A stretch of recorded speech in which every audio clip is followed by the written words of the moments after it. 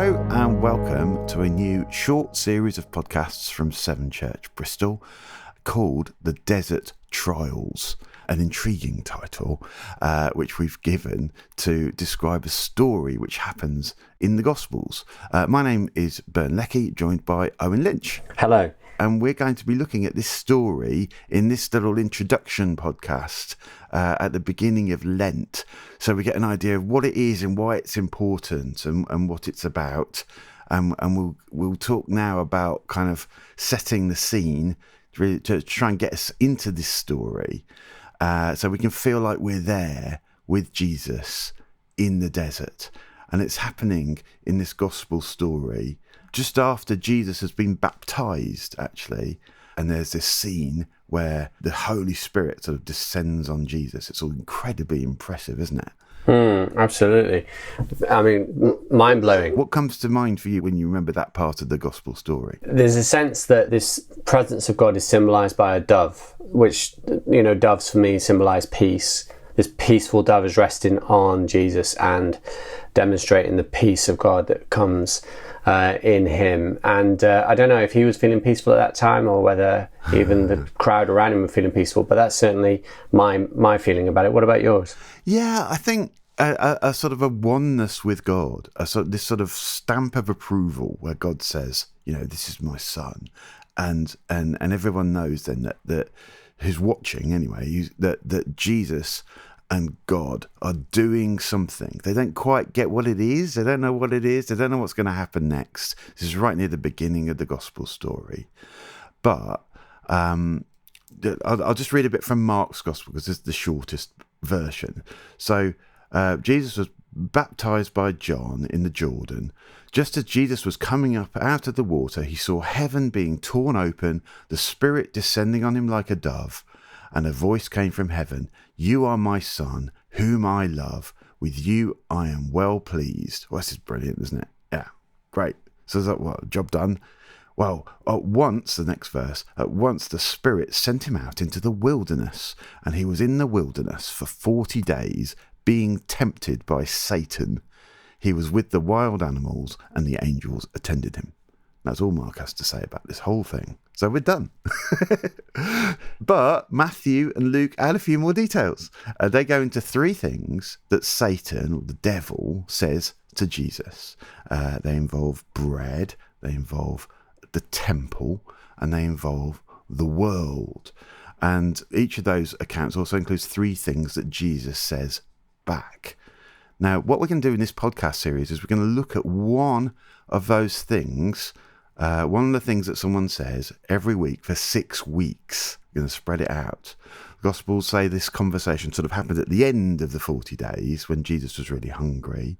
But we're going to spread it out a bit so we can spend all this time in the desert with Jesus through Lent as we're getting ready for Easter.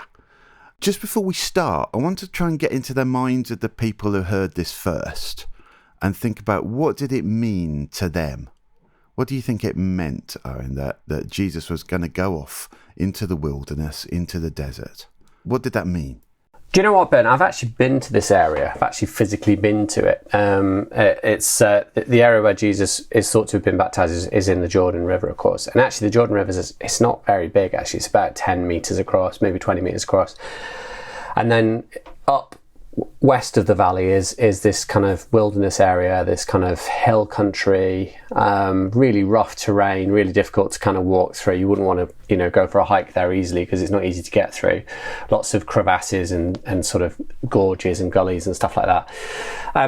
And so I'm guessing that the people that would have heard this story would have known that place, and actually it wasn't a place necessarily that a lot of people went to. They were thought to have been bandits and robbers and people like that. So they would have known that Jesus was going off into that word, the wilderness, kind of really rings home. And I think that for them there must have been some sense of trepidation. Wow, Jesus really did kind of the first thing Jesus does after getting baptized is go off into the wilderness and risk his life in this bandit country, in this where if he's not eaten by wild animals or fallen to his death in a gorge or been robbed or killed by bandits, then he's done quite well. So I think, first of all, that would have been quite a difficult thing for them to get their heads around. Wow, what's Jesus doing in this wilderness area? Right, yeah. When I think someone's going off on a retreat for 40 days, it makes me think they're going somewhere nice and restful. Yes. Jesus is taking his sunglasses, he's going to do a bit of lounging, work on his tan. Yeah, right. That's what I would do. Yeah, for sure. Right. So this wasn't that. No. The desert, to anyone who was in civilization at the time, meant the opposite of civilization. Like, you build your civilization, or you have this desert where everything just doesn't work. It's difficult. It's desolate. It's also spiritually like the front line of a battle. There's some stuff that we can get about that from the Bible as we have it, because we know that when people were sent away, when they were cast out into the wilderness, the desert was the place they were cast out into.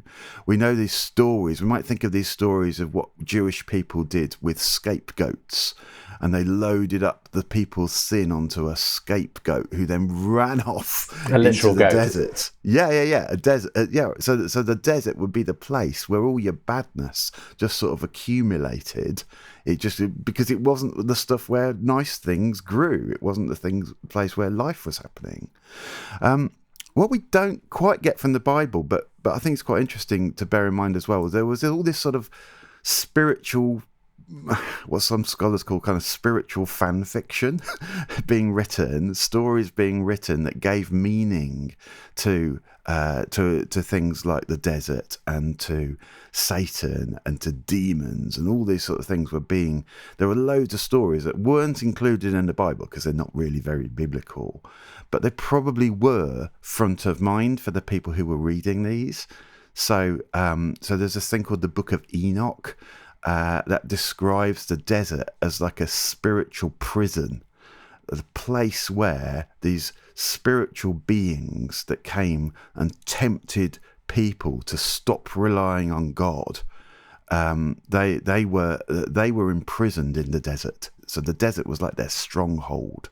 So the people who were hearing this for the first time, when they heard that Jesus was off to the desert, they weren't thinking about, he was going on a peaceful retreat. They thought he was going off into the front line of a spiritual battle, the stronghold of God's enemies, which are really people's enemies as well in this story about how Jesus is coming to save people and bring people back into good relationship with God.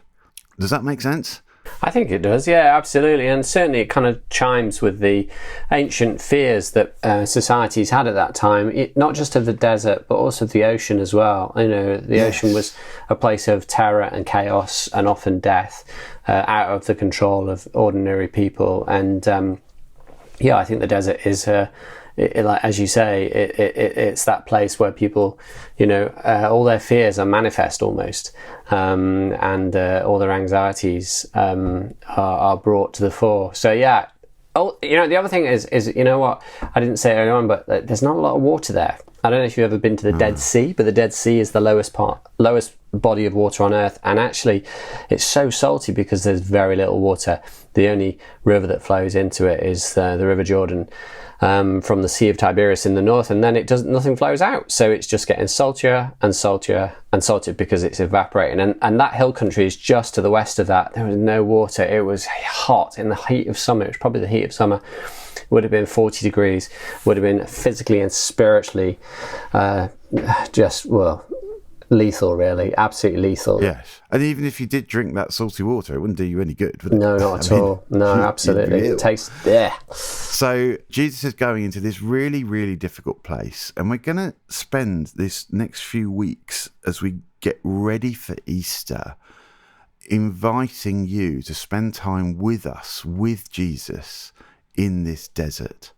And it's not just so that we can do something difficult. There were specific things that the first readers of these Gospels would have expected from Jesus. I think it's worth just talking about that for a little bit as well. Matthew's Gospel is addressed at a Jewish audience. He introduces Jesus in a very Jewish way with the Jewish-looking family tree. And who's coming to mind when Matthew says to Jewish people about some guy who's going off for 40 days into the wilderness? They're going to think about Moses. There's Moses. What did Moses do? He went up onto the mountain, Mount Sinai, for 40 days and 40 nights before God gave him the laws, the 10 Commandments and the other laws, all those hundreds and hundreds of other laws to bring down to people that was going to be their guidance from God. That was kind of who they were as a nation, right? So for some reason, there was that 40 days before then, and Jesus is going off for 40 days. So all the Jewish people are going, ooh, is Jesus going to be the next Moses? Ooh. What about Luke in his gospel? Did you notice that in Luke's gospel, if you just flick to the pages before, there's another family tree, but it's a different family tree. It's a family tree that links Jesus not just to the Jewish family, but goes all the way back to Adam. Luke is writing a story for everybody, not just Jewish people. And Adam is kind of known in the Hebrew story to be everybody's great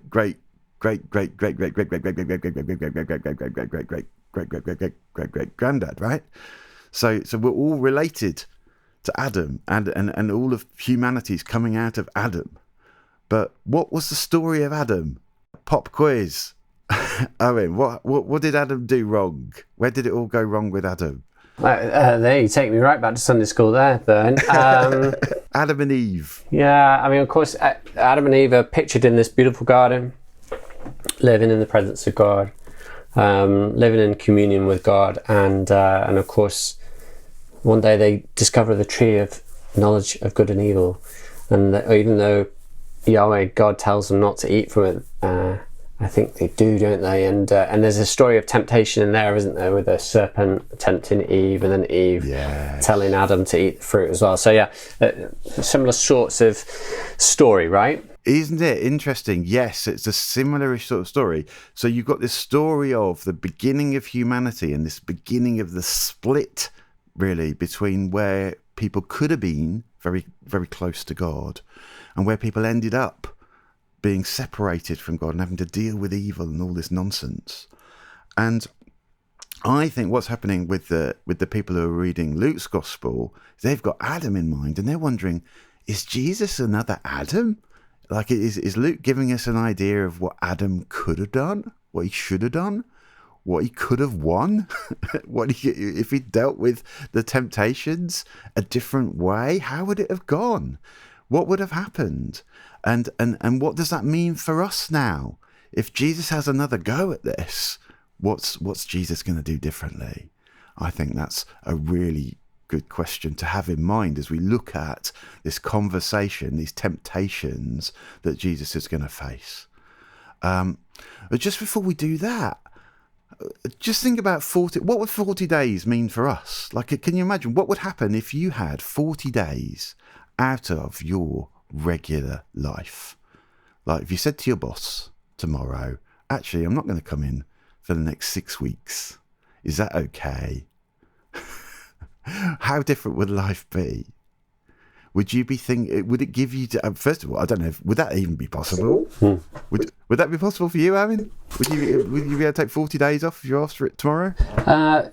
No, but I did do a sabbatical 3 or 4 years ago, and that was quite interesting. You know, I mean, certainly losing the sense of rhythm to some extent with not having so much work to do, but yeah, it certainly opens up your mind. I think that's probably what it does, is it gives you time to reflect, time to disengage from what you've been doing for such a long time, and have space to think and reflect and pray and meditate and all of that. And I think you come out of it a slightly different person because of that.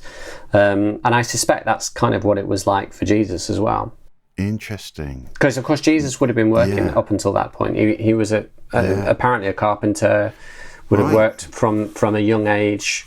Of course, he wasn't particularly old when he went into the wilderness, but he would have been working for a few years prior to this, I'm sure. And it would have been a real opportunity for him to rethink a sort of transition time for himself, right? It was, yeah, and this is a very much interesting kind of. It's almost like his gap time. Yes, Jesus has been anointed. He's been baptized. He's going to go off next and do lots of ministry, all the miracles, all the things that he's famous for. But this is the time. This is the pivot point, if you like.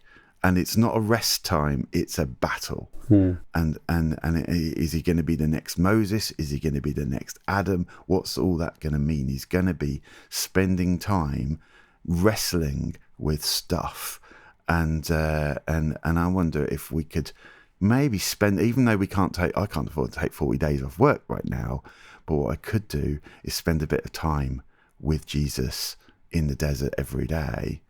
And I'm going to look for this as not a time to be kind of alone, but with Jesus in the desert. Not empty, like you think about like fasting and hunger. Yes, we could fast if we want to, but Jesus, I think, was also full of the Holy Spirit. And we're not resting, we're wrestling with the things that get between us and God. I think Jesus is letting this story unfold, and we're hearing this story so we can see what it means, not to rely on ourselves, but to trust in God to win all of these battles that we might actually start to recognize in our lives too, not because of our own efforts, but because of what Jesus did. Does that sound good? Should we dig into that? Yeah, and it's a great invitation to you, if you're listening to this, to take some time to actually just do what Bern suggested there, and actually think about perhaps just kind of finding a rhythm that works for you over this next 6 weeks. As a church, one of our main reasons for existence is to create space for us to encounter God, and our hope and prayer would be in this time of Lent, you might be able to find some space in your life. Perhaps this podcast might help you with that, and encounter God in a rhythmic way over the next 6 weeks. So yeah, we'd love you to join us in that. Brilliant. So please join us. We're going to have 6 episodes, 1 per week, looking at a part of this conversation. And then the next episode, we will start on the first desert trial. We'll see you then. Great. Bye-bye.